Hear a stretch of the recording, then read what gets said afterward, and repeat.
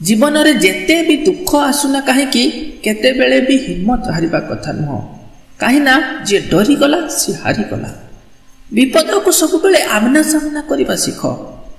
नमस्कार, मु देवाशीष। आज आम जीवन रास्ता केमिति आग को बढ़ी पारिबा, समस्त बाधा विघ्न को आड़ कर सफलता पाई पारिबा, आसंतु यही कहानी माध्यम जानिबा। जड़े व्यक्ति निज जीवन में बहुत दुखी थिले, से जानी पारु नथिले कि तांको सहित सब बेले काहेकि खराब हेउची।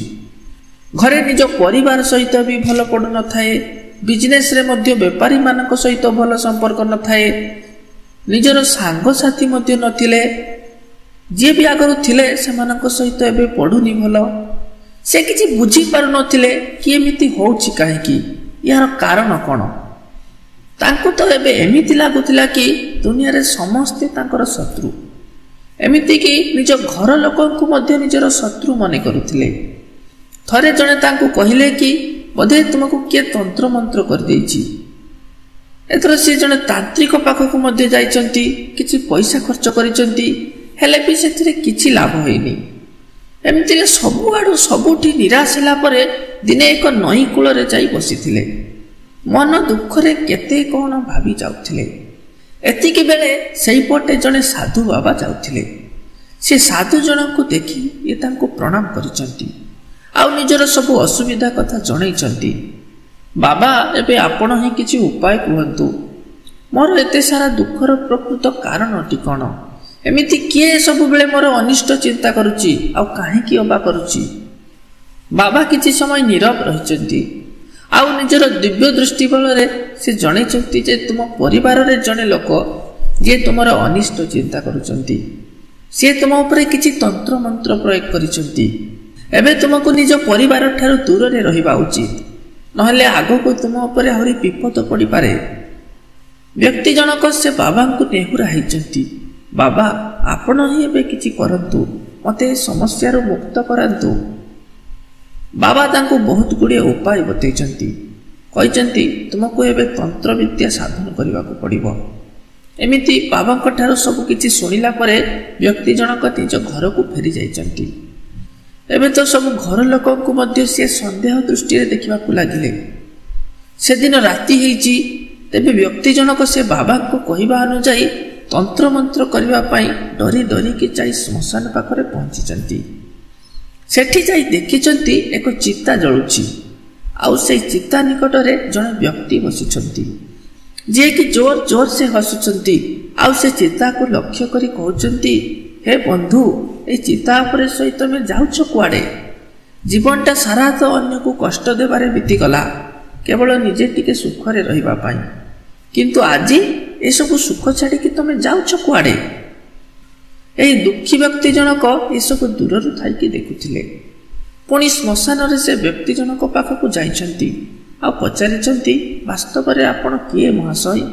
आ एते राति रे एठी श्मशान रे एकुटिया करूछ कोन? व्यक्ति जनक कहिछंती, मु जणे सन्यासी, एठी जीवन केमिति मृत्यु रे बदली जाउची मु ताहा देखिबा पई कि श्मशान को आसिथिली।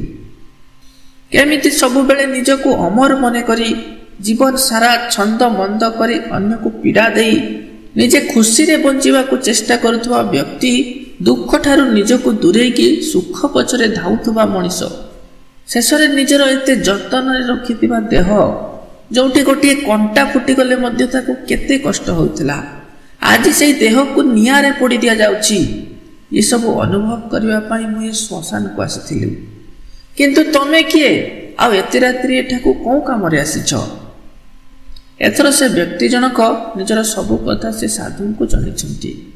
बाबा, आपण तो जने ज्ञानी पुरुष, आपण सबु जानिछंती। एबे मोर खराब समय चलीची, आ लोक माने मो सहित खराब व्यवहार करुचंती, मते समस्ते हिंसा करुचंती, समस्ते मिसी मते बर्बाद करि देबा को चेष्टा करुचंती।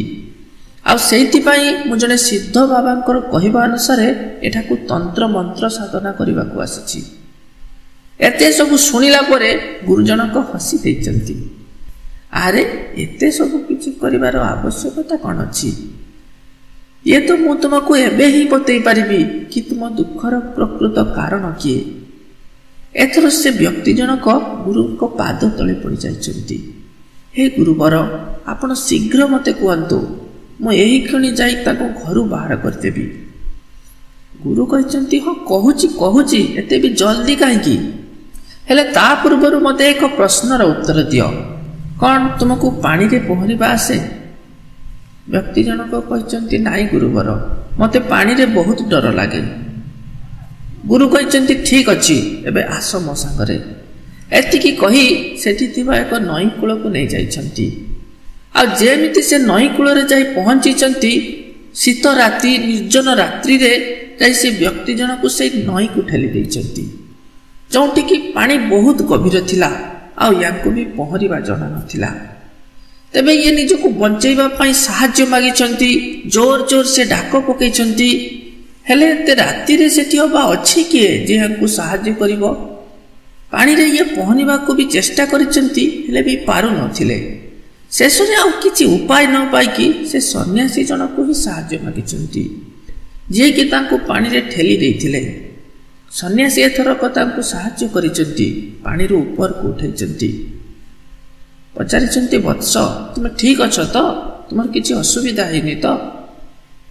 ସେ ବ୍ୟକ୍ତି ଜଣକ ଟିକେ ଆଶ୍ଚର୍ଯ୍ୟ ହୋଇ କହିଛନ୍ତି, ଆରେ ତୁମେ ଜଣେ ପାଗଳ କି?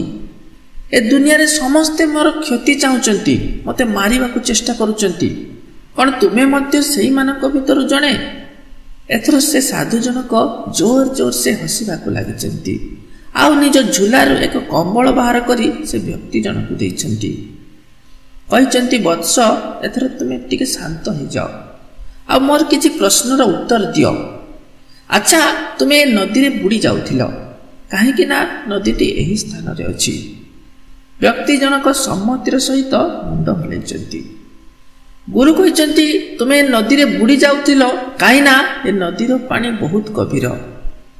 ବ୍ୟକ୍ତି ଜଣକ କହିଛନ୍ତି, ଆଜ୍ଞା ଗୁରୁବର। ଗୁରୁ ପୁଣି କହିଛନ୍ତି, ତୁମେ ଏ ନଦୀରେ ଏଇଥିପାଇଁ ବୁଡ଼ି ଯାଉଥିଲ କି ତୁମକୁ କେହି ଉଦ୍ଧାର କରିବାକୁ ଆସୁନଥିଲେ? ବ୍ୟକ୍ତି ଜଣକ କହିଛନ୍ତି, ହଁ, ଆପଣ ଠିକ୍ କହିଛନ୍ତି। ଗୁରୁ କହିଛନ୍ତି, ତୁମେ ଏ ନଦୀରେ ଏଇଥିପାଇଁ ବୁଡ଼ି ଯାଉଥିଲ କାରଣ ମୁଁ ତୁମକୁ ପାଣିରେ ଠେଲି ଦେଇଥିଲି। ବ୍ୟକ୍ତି ଜଣକ କହିଛନ୍ତି, ହଁ, ଏହି ତ କାରଣ, ଆପଣ ହିଁ ମୋତେ ଠେଲି ଦେଇଥିଲେ। ଯଦି ଆପଣ ମୋତେ ନଦୀକୁ ଠେଲି ନଥାନ୍ତେ ତାହେଲେ ମୁଁ ବିପଦରେ ପଡ଼ିନଥାନ୍ତି। ଏତିକି କଥା ହେଇଛନ୍ତି, ଏଥର ସେ ଗୁରୁ ଜଣକ ମଧ୍ୟ ସେ ନଈକୁ ଡେଇଁ ପଡ଼ିଲେ। ଏତେ ଥଣ୍ଡାରେ, ପୌଷ ମାସ ଶୀତରେ, ସେଇ ଥଣ୍ଡା ପାଣିରେ ଗୁରୁ ଜମାରୁ ବି ବିବ୍ରତ ହେଉନଥିଲେ, ଆରାମରେ ପହଁରିବାକୁ ଲାଗିଥିଲେ। ପହଁରିକି ସେ ନଦୀର ମଝି ଭାଗକୁ ଚାଲିଗଲେ। ପୁଣି କୂଳକୁ ଫେରିଆସି ସେ ବ୍ୟକ୍ତି ଜଣକର ପାଖରେ ବସିଗଲେ। ଆଖପାଖର କିଛି ଶୁଖିଲା କାଠି ଏକତ୍ର କରି ସେଥିରେ ନିଆଁ ଜଳାଇ ପୁଣି ଉତ୍ତାପ ନେବାକୁ ଲାଗିଲେ। କହିଲେ, ବତ୍ସ, ଏ ନଦୀ ବି ସେଇଟା, ଆଉ ନଦୀର ପାଣି ମଧ୍ୟ ଗହୀର। ଆଉ ମୋତେ କେହି ପାଣିକୁ ଠେଲି ବି ନଥିଲେ, ନା ମୁଁ କାହାକୁ ସାହାଯ୍ୟ ମାଗିଥିଲି। ତଥାପି ମୁଁ ଏ ନଦୀରେ ବୁଡ଼ି ନଥିଲି। କ'ଣ ଏଇଟା ଏକ ଚମତ୍କାର ନୁହଁ? ବ୍ୟକ୍ତି ଜଣକ ପଚାରିଛନ୍ତି, ବାବା, ଏଥିରେ ପୁଣି ଚମତ୍କାର କ'ଣ? ଆପଣଙ୍କୁ ପହଁରି ଆସେ, ସେଥିପାଇଁ ଆପଣ ବୁଡ଼ି ନଥିଲେ। ଗୁରୁ ଜଣକ ହସିଛନ୍ତି। ବତ୍ସ, ମୁଁ ତୁମକୁ ଠିକ୍ ଏଇ କଥାଟି ବୁଝେଇବାକୁ ଚାହୁଁଥିଲି। ଏ ଦୁନିଆରେ କାହାରି ପାଖରେ କିଛି ଥାଉ ବା ନଥାଉ, ଗୋଟିଏ ଜିନିଷ ତ ସମସ୍ତଙ୍କ ପାଖରେ ଥାଏ, ପରିସ୍ଥିତି। ପରିସ୍ଥିତି ସମସ୍ତଙ୍କ ପାଇଁ ଅଲଗା ହୋଇଥାଏ, ଠିକ୍ ଏଇ ନଦୀ ପରି। କେତେବେଳେ ପାଣି ଗହୀର ହୋଇଥାଏ, କେତେବେଳେ ସୁଅ ଥାଏ, ପୁଣି କେବେ ସ୍ଥିର ହୋଇଥାଏ, ପୁଣି କେବେ କେବେ ତ ବନ୍ୟା ଆସିଯାଇଥାଏ। ଅତଏବ ଏମିତି ପରିସ୍ଥିତିରେ ଯିଏ ପହଁରିବା ଶିଖି ଯାଇଛି, ସେ କେବେ ମଧ୍ୟ ବଞ୍ଚାଅ କରି ରଡ଼ି କରିନଥାଏ। ଆରାମରେ ପହଁରିକି କୂଳକୁ ଫେରି ଆସିଥାଏ। ମୋତେ ଏକ ଉତ୍ତର ଦିଅ କି ଯଦି ତୁମେ ଏ ନଦୀରେ ବୁଡ଼ି ଯାଉଥିଲ, ତେବେ ସେଥିରେ ଦୋଷ କାହାର ଥିଲା? କ'ଣ ସେଥିପାଇଁ ନଦୀ ଦାୟୀ ଥିଲା, ନା ମୁଁ ଯିଏକି ତୁମକୁ ପାଣିକୁ ଠେଲି ଦେଇଥିଲା, ନା ସେଇମାନେ ଯିଏ ତୁମକୁ ଉଦ୍ଧାର କରିବା ପାଇଁ ଏଠାକୁ ଆସିନଥିଲେ? ଏଥର ସେ ବ୍ୟକ୍ତି ଜଣକ ଗୁରୁଙ୍କ ପାଦ ତଳେ ପଡ଼ିଯାଇଛନ୍ତି। ଦୋଷ ତ ମୋହରି ଥିଲା ଗୁରୁବର, ମୋତେ ପହଁରିବା ଜଣା ନଥିଲା। ଗୁରୁ କହିଛନ୍ତି, ବତ୍ସ, ତୁମେ ଏବେ ଘରକୁ ଫେରିଯାଅ। ତୁମର ଏସବୁ ଦୁଃଖ ଅସୁବିଧା ତୁମକୁ ଜଣେ ଭଲ ବୁଡ଼ାଳି ବନେଇଦେବ, ତୁମକୁ ପହଁରିବା ଶିଖେଇବ। ୟା ପରେ ଆଉ କେବେ ବି ତୁମେ ଏହି ପରିସ୍ଥିତିରେ ବୁଡ଼ିବ ନାହିଁ। କିନ୍ତୁ ମନେ ରଖ, ଯଦି ତୁମେ ନିଜ ଦୁଃଖରୁ ବାହାରିବା ଆଶାରେ ନଦୀରେ ବୁଡ଼ିଯିବ ତେବେ ତୁମକୁ ଏଠି ବଞ୍ଚେଇବାକୁ କେହି ଆସିବେନି। ଆଉ ଯଦି ବି କିଏ ତୁମକୁ ଉଦ୍ଧାର କରିବି ଦେଲେ ତଥାପି ତୁମେ କେତେ ସମୟ ସର୍ଭାଇଭ୍ କରିପାରିବ? ତୁମକୁ ପହଁରିବା ଶିଖିବା ଦରକାର। ବ୍ୟକ୍ତି ଜଣକ ନିଜର ଭୁଲ ବୁଝିପାରିଥିଲେ। ତାଙ୍କ ନିଜର ଅସୁବିଧା ପାଇଁ ଆଉ ଅନ୍ୟ କେହି ଦାୟୀ ନଥିଲେ, ବରଂ ସେ ନିଜେ, ଯିଏକି ପରିସ୍ଥିତିକୁ ମୁକାବିଲା କରିବା ଜାଣିନଥିଲେ। ଗୋଟିଏ କଥା ସବୁବେଳେ ମନେ ରଖିଥିବେ, ଦୁଃଖ ଆଉ ପରିସ୍ଥିତି ହେଉଛି ଏମିତି ଗୁରୁ ଯିଏକି ଆମକୁ କଠିନରୁ କଠିନତମ ପରିସ୍ଥିତିରୁ ବାହାରକୁ ବାହାରିବାର ବାଟ ଶିଖାଇଥାଏ। ଯଦି ଆପଣଙ୍କୁ ଲାଗୁଛି କି ଆପଣଙ୍କୁ କେହି ସାହାଯ୍ୟ କରିବା ଲୋକ ନାହାନ୍ତି, ସେଇଥିପାଇଁ ଆପଣ କିଛି କରିପାରୁନାହାନ୍ତି, ତେବେ ମୋତେ ଏକ କଥା କୁହନ୍ତୁ, ଅଭିଷେକ ବଚ୍ଚନ ଠାରୁ ଅଧିକ ସପୋର୍ଟ ଆଉ କାହାକୁ ମିଳିଥିବ? କାହିଁ, ସେ ତ ଅମିତାଭ ବଚ୍ଚନଙ୍କର 1% ବି ବନିପାରି ନାହାନ୍ତି। ସଚିନ ତେନ୍ଦୁଲକରଙ୍କ ପୁଅ ଠାରୁ ଅଧିକ ସପୋର୍ଟ ଆଉ କାହାକୁ ମିଳିଥିବ? କିନ୍ତୁ କାହିଁ, ନିଜ ବାପାଙ୍କର ତ 1% ବି ବନିପାରି ନାହାନ୍ତି। ବନିଛନ୍ତି କିଏ? ସଚିନ, ଅମିତାଭ, ଯାହାକୁ କେହି ସପୋର୍ଟ କରିବା ଲୋକ ନଥିଲେ। ଇତିହାସ ତ ସେଇମାନେ ରଚିଥାନ୍ତି ଦୋସ୍ତ, ଯାହାଙ୍କୁ କେହି ସପୋର୍ଟ କରିବା ଲୋକ ନଥାନ୍ତି। ତୁମକୁ ବି କେହି ସପୋର୍ଟ କରିବା ଲୋକ ନାହାନ୍ତି? କଂଗ୍ରାଚୁଲେସନ, ତୁମେ ଖୁସନସିବ ଅଛ।